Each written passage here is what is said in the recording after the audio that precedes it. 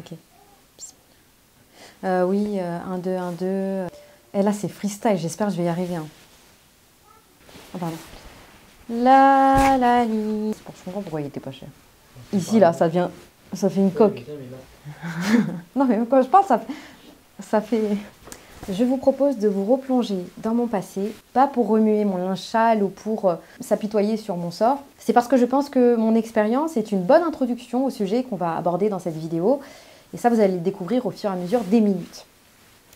Alors, ça commence déjà suite à mon bac, c'est là où j'ai rencontré mon ex-mari. Lui et moi, on avait des rêves plein la tête, on était des profils plutôt ambitieux. Et donc ça s'est concrétisé à travers des études qu'on a poussées jusqu'au bac plus 5. Et je me souviens encore de ce premier jour où je rentre en entreprise, une entreprise qui est connue, dont je ne citerai pas le nom parce que vive la Palestine. Je rentre dans cette entreprise, des étoiles plein les yeux, avec ma petite tenue de futur cadre dynamique. Les semaines s'enchaînent, au départ tout va bien.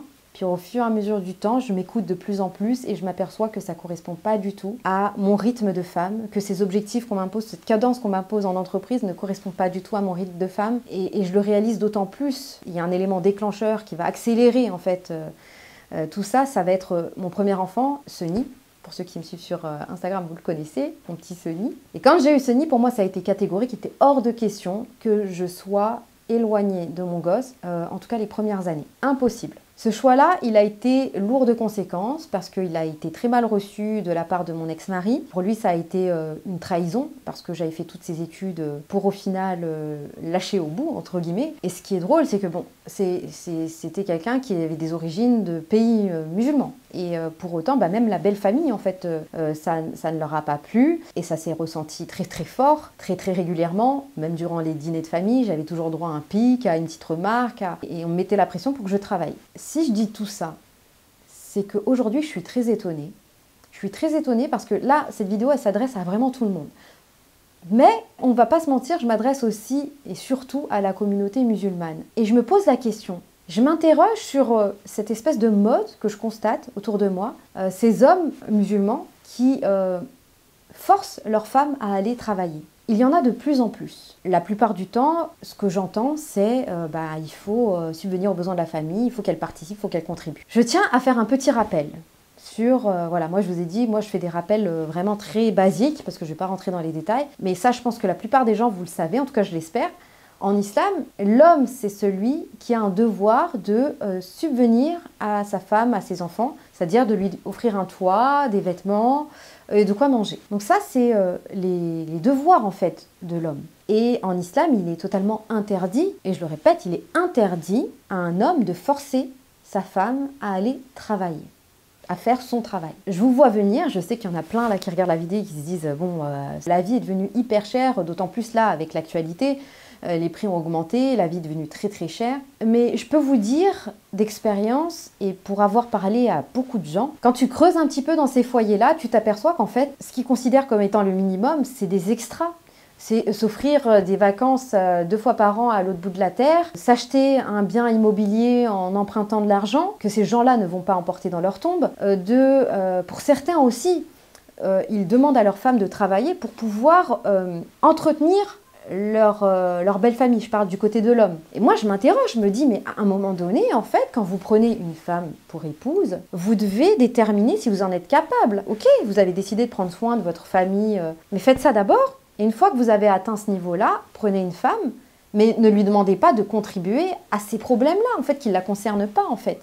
Après bien sûr en islam, si la femme elle décide d'aider de son plein gré et qu'elle veut gagner des récompenses à travers ça, tant mieux, mais en aucun cas, en islam, on force une femme à résoudre ces problèmes-là. Donc voilà, pour tous ces extras, je vois de nombreux couples décider, forcer leur femme à aller travailler, ou même parfois c'est la femme elle-même qui veut aller travailler pour s'offrir cette extravagance dans la vie. Et moi j'aimerais souligne quelque chose, c'est qu'il faut absolument qu'on revienne à une vie beaucoup plus simple. Parce que vivre de façon extravagante, c'est possible, et tant mieux pour ceux qui peuvent le faire, mais pas au détriment en fait de vos enfants. Pas au détriment des premières années de vos enfants, parce qu'elles sont fondamentales. On ne fait pas des enfants pour les mettre à la crèche, et derrière se dire, voilà, on va s'offrir des vacances, passer du bon temps pendant 2 mois. Vos enfants, ils seront bien plus reconnaissants d'avoir passé une année entière avec leur mère que de passer 2 mois de vacances à l'autre bout du monde, sachant qu'en plus, quand vous voyagez avec des enfants En bas âge, les vacances, c'est pas vraiment des vacances. Donc ça, bon, c'est une parenthèse. Moi, par exemple, je vous donne à titre d'exemple, je fais énormément d'activités avec mes enfants à l'extérieur, juste en bas de chez moi. On a un lac, on sort, on pêche, on fait plein d'activités. Avoir ce contact régulier, quotidien avec vos enfants, où vous êtes vraiment connecté, pas vous rentrez du travail, vous êtes éclaté, non, vous êtes vraiment connecté avec vos enfants, ça n'a pas de prix et vous ne pourrez pas le remplacer avec un mois de vacances à Hawaï. Ça ne se remplace pas. Et pour venir à mon histoire, genre nous, on n'était pas smicards, quoi. On avait les moyens, on avait fait des études, donc lui avait un poste qui apportait suffisamment d'argent pour vivre confortablement même. Cette société lui a planté cette graine dans sa tête, et je vais même arriver sur le féminisme, a planté cette graine profondément dans son esprit et l'esprit de tout son entourage et tous les gens qui m'entourent d'une façon assez générale, de leur faire croire qu'en fait, c'est pas suffisant. C'était pas suffisant alors que c'était suffisant. Et moi, je trouve ça incroyable. Je me dis, t'as une femme, je prends une femme qui dit à son mari, moi, ça me suffit ce que tu me donnes. J'ai un toit sur la tête, j'ai de quoi manger, je peux passer du temps avec mes enfants, les éduquer, faire des activités Montessori, faire plein d'activités créatives qui les enrichissent et faire mon rôle de mère et de me sentir épanouie dedans et t'accueillir dans une maison organisée, de pouvoir faire quand même mes passions à côté, de prendre soin de moi, de t'accueillir sans être en tension. Et en face de moi, j'ai quelqu'un qui me dit non, en fait, ça me convient pas, je préfère que tu ailles travailler. Je me dis, mais on marche sur la tête en fait. À quel point les gens ont été lobotomisés pour se tirer une balle dans le pied, en fait, parce que c'est littéralement ça qui se passe. D'ailleurs, si ce système marchait si bien, on ne constaterait pas autant d'explosions de familles, de divorces. Et ça aussi, c'est autre chose, c'est que je me dis, à un moment donné, on tire des conclusions. Quand on applique un système à une société, ok, peut-être qu'au départ, on ne sait pas ce que ça va donner, peut-être que voilà, après, nous, on a la religion qui nous dit que ça ne va pas fonctionner, mais ok, pour ceux qui n'ont pas la religion, qui connaissent pas en fait le résultat final. Bon, on fait tester, on teste, ok, quelques années, dizaines d'années, vingtaine d'années. On observe une catastrophe au sein des familles, on se pose la question. À un moment donné, on tire la sonnette d'alarme et on se dit ah, peut-être que finalement, c'était peut-être pas la bonne solution. Peut-être qu'on devrait revenir en arrière. Et revenir en arrière, ça ne veut pas forcément dire régresser. Moi, j'ai parlé à beaucoup de femmes. Là, au parc de jeux, j'ai beaucoup de femmes à qui je discute. Des femmes qui travaillent dans ma propre famille, des tantes. Et j'ai toujours le même constat. La chose qui revient tout le temps, systématiquement, avec ces femmes qui ont laissé leur gosse à l'âge de 6 mois, je sais même pas, je crois que même 3 mois tu peux le laisser, c'est du regret. La seule chose qui sort de leur bouche, c'est « je n'ai jamais entendu l'une d'entre elles me dire « je l'ai bien vécu ». C'est du regret, de la culpabilité, et elles en ont conscience, et elles savent que ça a eu un impact dans leur relation mère-enfant, mais aussi dans le développement de leur enfant. Et je ne vais pas m'attarder sur un terrain très glissant qui est celui de laisser ces enfants qui sont incapables de pouvoir parler, donc de pouvoir se défendre, de pouvoir dire ce qui se passe dans un univers, dans un environnement loin des yeux de leurs parents. Les histoires incroyables qu'on entend, qui ne sont pas forcément les plus médiatisées, mais elles existent. Regardez un petit peu sur Internet, vous allez voir. Il y en a plein des histoires incroyables. Un enfant dans une crèche qui pleurait tellement que l'assistante a décidé de lui faire avaler de l'eau de Javel, il me semble. Cet enfant est décédé. Des histoires de maltraitance. Et imaginez le nombre de maltraitances qui se produisent et dont on n'a aucune idée, puisque ces enfants-là ne peuvent pas parler. Donc moi, si j'ai un conseil à vous dire, à vous, les futures mères ou les mères, c'est autant que vous le pouvez, tant que votre enfant ne parle pas, ne le confiez pas à des inconnus. Ça, c'est mon conseil numéro 1. Parce qu'on vit dans un monde, c'est pas le monde des bisounours. Ces gens-là font des métiers durs, c'est un métier dur. Nous, en tant que parents, des fois, on perd le contrôle parce qu'on est, voilà, sous pression, il y a les enfants. Ça peut nous arriver de perdre le contrôle. Alors, et pourtant, on se retient parce qu'on est parents, parce que c'est nos enfants, parce qu'on les aime. Imaginez ces gens-là. Ils se retrouvent dans un petit espace avec une dizaine d'enfants en bas âge. Et en plus de ça, ils sont très mal payés en général. Donc il n'y a même pas la motivation financière. C'est juste une catastrophe. Donc voilà, moi quand je me souviens, j'avais entendu cette petite fille sri-lankaise qui était dans une crèche et on m'a avoué, une des assistantes m'avait avoué que cette petite fille ne mangeait rien à midi et que on l'a laissée comme ça sans manger de toute la journée parce que elle avait l'habitude de manger des plats épicés chez elle et que c'était tout fade. Enfin, je sais pas, c'était un espèce de règlement pour la santé des enfants, donc ils mettaient pas de sel en tout cas très peu de sel. Donc elle mangeait pas du tout, elle avait perdu du poids, sa courbe c'était une catastrophe et tout, et pourtant inexorablement sa mère l'a ramenée tous les jours dans cette crèche. Donc Je veux bien entendre que pour certaines personnes, et c'est important de le dire dans cette vidéo, pour certains foyers, c'est impossible de tenir si les deux ne travaillent pas. Mais il y a tellement, mais tellement plus de cas qu'on ne croit qui sont pas du tout dans cette configuration. En tout cas, qui s'inventent une vie, qui s'imaginent qu'ils n'ont pas assez alors qu'en fait, oui. Et je trouve ça très triste pour les enfants en fait. Je trouve ça hyper triste. Et je vais vous donner une anecdote. Avec les enfants, et pour ceux qui me suivent pas sur Instagram d'ailleurs, n'hésitez pas à venir me suivre sur Instagram, vous allez voir un petit peu mon quotidien et tout, parce que bon, c'est bien de parler, mais il faut concrétiser aussi dans les faits.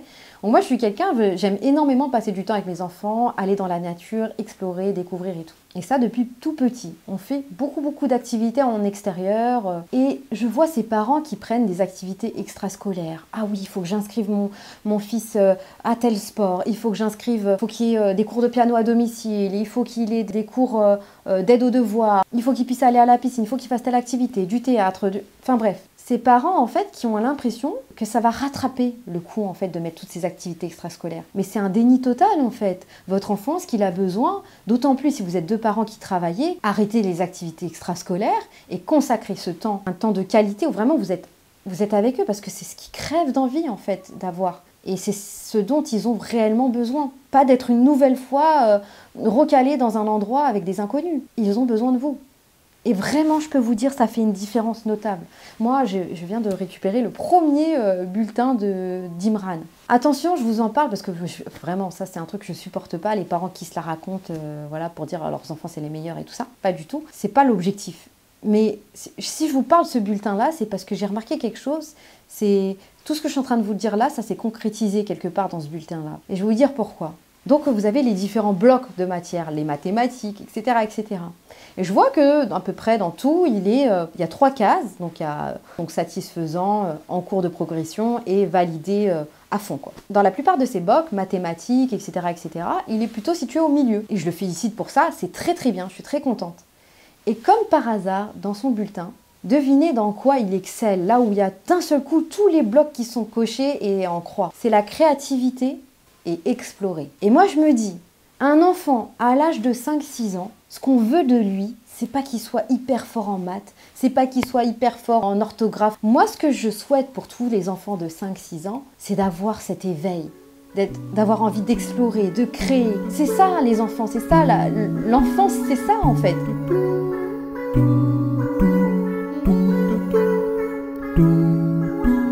I lost my way somewhere in another galaxy. Too much to take, these memories ending tragedy. And all of these places, all of these faces, I didn't wanna let you down.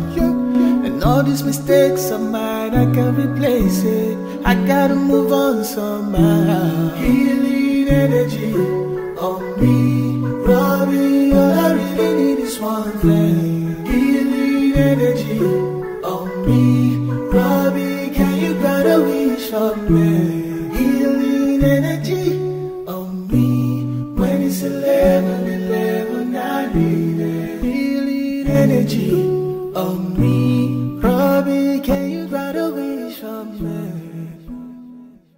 Donc son bulletin, peut-être qu'un parent dirait bon c'est moyen, hein. Moi je le trouve excellent, je me dis mais c'est ça. Et c'est la concrétisation de ces 3 années, ben maintenant ça fait presque 6 années, mais je l'ai gardé avec moi jusqu'à ces 3 ans, comme Tasnim, je ne les ai pas mis à la crèche. Et ben c'est la concrétisation de ce temps consacré à mes enfants, à l'extérieur, à explorer, Vous voyez à quel point c'est hyper important.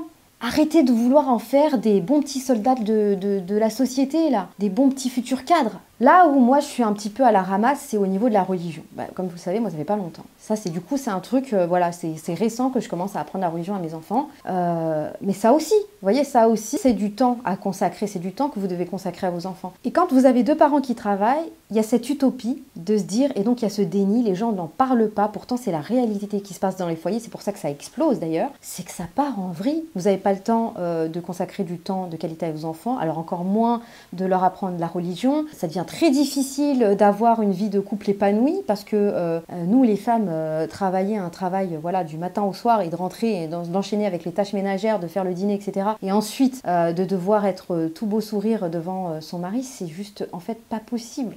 Vous allez faire ça une fois, mais la plupart du temps, non, ça va pas être le cas. Donc, ce qui crée des tensions. La femme n'arrive pas à raccorder les deux bouts. Pourtant, on lui fait miroiter à travers le féminisme que c'est possible, alors que pas du tout. Moi, je vais vous dire ce que je pense du féminisme, parce qu'on va parler du vrai problème. Le féminisme, pour moi, ça a été surtout et avant tout pouvoir taxer la moitié de la population qui ne l'était pas jusqu'à présent. Deuxièmement, ça a été de pouvoir exploser les familles, les couples et d'éloigner les parents au maximum de leurs enfants à travers le fait de les détacher dès les premiers mois. Et ça, c'est un moyen pour eux de programmer plus facilement vos enfants. Donc, vous connaissez mon avis là-dessus. Clairement, c'est pour les programmer. Et vous le voyez, de toute façon, dans les programmes, ça devient de plus en plus dangereux, de plus en plus inquiétant. C'est d'ailleurs pour ça qu'il y a beaucoup de gens qui partent de la France. Parce que ce qu'on est en train de mettre dans le crâne de vos enfants, si vous aviez du temps à la limite, à égalité, un temps égal à consacrer à vos enfants à la maison et le même temps à consacrer à l'école, au moins c'est fair play. Vous avez l'occasion de pouvoir vous défendre, de pouvoir inculquer à vos enfants durant ce temps-là des choses pour pouvoir se préserver de ce qu'on lui met dans la tête à l'école. Mais là, c'est pas le cas. C'est comme ça. Donc forcément, vous avez perdu la guerre d'avance. C'est pourquoi ces 3-4 premières années sont tellement fatidiques. Plus vous allez créer un lien fort avec vos enfants durant ces années-là, plus vous allez pouvoir les protéger une fois qu'ils vont sauter dans le grand bain aux requins. Parce qu'ils vont vous écouter, parce qu'ils vont vous valoriser, parce qu'ils vont vous considérer, parce que vous avez passé du temps avec eux et que vous représentez quelque chose dans leur existence. Autrement, non. Vous représentez quoi? Quelques heures le soir? Il faut le percuter, ça. Pour revenir au féminisme aussi, la plus grosse arnaque, ça a été de faire croire aux femmes que la maison, c'était une prison. Que être à la maison, c'était une corvée, une prison, alors que c'est un épanouissement. La maison, c'est un cocon douillet dans lequel vous pouvez exprimer toutes vos émotions en fonction de vos hormones. Peu importe, vous êtes libre. Vous êtes protégé de l'extérieur, vous êtes en tranquillité absolue, vous pouvez vous consacrer à vos passions, vous faire belle pour votre mari, etc., etc. Toutes ces choses positives. Ils ont réussi aussi ce tour de passe-passe de faire croire que faire à manger pour votre foyer, entretenir votre maison, c'était des corvées. Alors qu'en fait, c'est la vie, c'est les bases de la vie. Vivre dans un environnement organisé et sain où règne la paix et la quiétude, et c'est ce qui manque cruellement dans les sociétés occidentales. Donc finalement, le féminisme, ça a été un terreau très fertile à l'égoïsme. Alors vous allez me dire, comment ça, l'égoïsme? Oui, parce que à faire croire qu'il existe un prototype de femmes 2.0 qui sont capables de faire toutes ces choses en même temps, ça crée quoi en fait? Ça crée des femmes qui veulent implémenter ce système-là dans leur vie, qui s'aperçoivent que ça ne fonctionne pas, que ça crée des conflits à leur mari, que ça crée des tensions vis-à-vis de leurs enfants, que leurs enfants deviennent intenables, ingérables, parce qu'ils n'ont pas leur jauge affective. Ça, bon, j'en ferai une vidéo, mais leur jauge affective, elle n'est pas remplie. Donc forcément, ils sont tendus, ils sont colériques, ils sont énervés, ils sont agités. Donc elle s'aperçoit que finalement, ça ne va pas. Elle n'arrive pas à faire le tout. Mais au lieu de considérer que c'est le système qu'elle a implémenté qui n'est pas bon, elle va considérer que c'est le mari le problème. Que c'est le mari qui l'empêche d'être ce prototype de femme. Et donc, ça va créer quoi? Des divorces. Et là où ça devient vraiment triste, c'est que, ok, un mari, tu peux le divorcer, tu peux le dégager. Mais des enfants, tu peux pas les dégager, tu peux pas t'en débarrasser. Donc qu'est-ce que ça va créer? Une frustration qu'on n'entend pas, qui est très silencieuse, dont personne ne parle. Parce qu'aucune mère n'a envie d'avouer qu'en fait, elles considèrent leurs enfants comme étant un poids, comme étant un frein dans leur vie. Donc elles vont pas le dire, mais vous inquiétez pas que ces enfants-là vont le subir au quotidien. Alors je tiens à dire que moi je ne suis pas en train de dire à toutes les femmes ne travaillez pas, il faut absolument pas que vous travailliez. Non, je tiens à dire juste première chose, que les hommes, vous n'avez pas le droit de forcer vos femmes de travailler. Deuxième chose, si la femme elle a envie de travailler, elle peut aller travailler. Je l'entends souvent cette phrase, mais attention, oui, aller travailler, mais à condition que les devoirs qu'elle a en tant que mère et en tant qu'épouse soient accomplis. Autrement, c'est pas la peine, parce que vous allez vite en goûter les conséquences une fois que votre foyer va imploser sur lui-même. Moi, je préconise déjà les premières années d'éviter d'aller travailler, c'est mon avis personnel, d'éviter de travailler, de passer autant de temps que possible avec vos enfants, créer un lien très très fort avec eux. Deuxième chose que je vous conseille, si jamais vous voyez que c'est compatible, que vous pensez pouvoir imbriquer un travail dans cet écosystème-là et que ça puisse tourner, c'est possible, hein. Il y a des femmes qui sont très efficaces, etc., etc. La première chose que je conseillerais, c'est d'essayer de trouver un travail qui vous passionne. Prenez une passion et essayez d'en faire un métier. Je vois plein de sœurs le faire. Alhamdoulilah, je suis très contente de voir des sœurs se lancer dans de la vente de vêtements modestes, dans la vente de parfums, je vous en avais parlé la dernière fois. Des petits business comme ça qui ne prennent pas non plus trop de temps, mais qui vous permettent de vous épanouir en tant que femme et de faire un peu autre chose de votre vie. Parce que de toute façon, que vous ne travaillez ou que vous ne travaillez pas, il faut absolument que vous fassiez autre chose que juste vous occuper de vos enfants et de la maison. Vous avez forcément des passions, vous avez forcément des hobbies, il faut les explorer, il faut s'éduquer. Ça, c'est hyper important. Et c'est d'ailleurs, je reviens sur le fait d'avoir fait des études. Voilà, j'ai fait un bac plus 5. On aurait pu se dire, bon, elle a fait un bac plus 5 pour rien. Pas du tout. C'est une richesse, en fait, d'avoir fait des études. C'est très bien. Et j'encourage les filles musulmanes à faire des études, à s'éduquer. Tout ça, en réalité, est une question d'équilibre et de besoins réels. Considérez si vous avez vraiment besoin de ça. Donc, je pense avoir fait à peu près le tour. Bon, je suis assez certaine d'avoir bousculé certaines personnes, mais le message, j'espère qu'il est quand même passé. Voilà, je regarde un petit peu les points que je voulais aborder et je vois que j'ai à peu près tout dit. Peut-être adresser un dernier message à toutes les mères au foyer qui me regardent. J'ai une affection toute particulière pour le travail extraordinaire que vous faites, qui est l'un des travaux les plus durs. Ne vous laissez pas atteindre par cette société qui essaye de vous mettre sur le banc de touche, parce que vous êtes clairement en ligne de front en réalité. Vous êtes en train d'éduquer les générations futures et c'est d'autant plus important ce travail quand on voit comment c'est en train de tourner. Donc prenez ce travail à cœur, faites-le avec beaucoup de passion et d'amour, mais ça je sais que vous le faites. Que Dieu vous récompense pour tout ça et pour celles qui arrivent à tenir un petit travail à côté, à vivre de leur passion, à s'épanouir à côté. Vous aussi, je ne vous oublie pas, un grand bravo, je vous tire mon chapeau. Vous êtes toutes des femmes merveilleuses et surtout, ne laissez personne vous faire croire le contraire.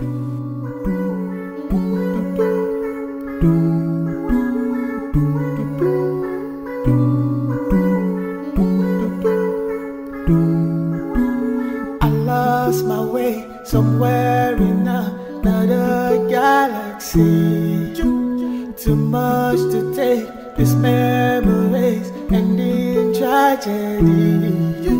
And all of these places, all of these faces, I didn't wanna let you down. And all these mistakes of mine, I can't replace it. I gotta move on somehow. Healing energy on me, Robbie, all I really need is one thing. Healing energy on me, Robbie, can you grant a wish on me? Healing energy.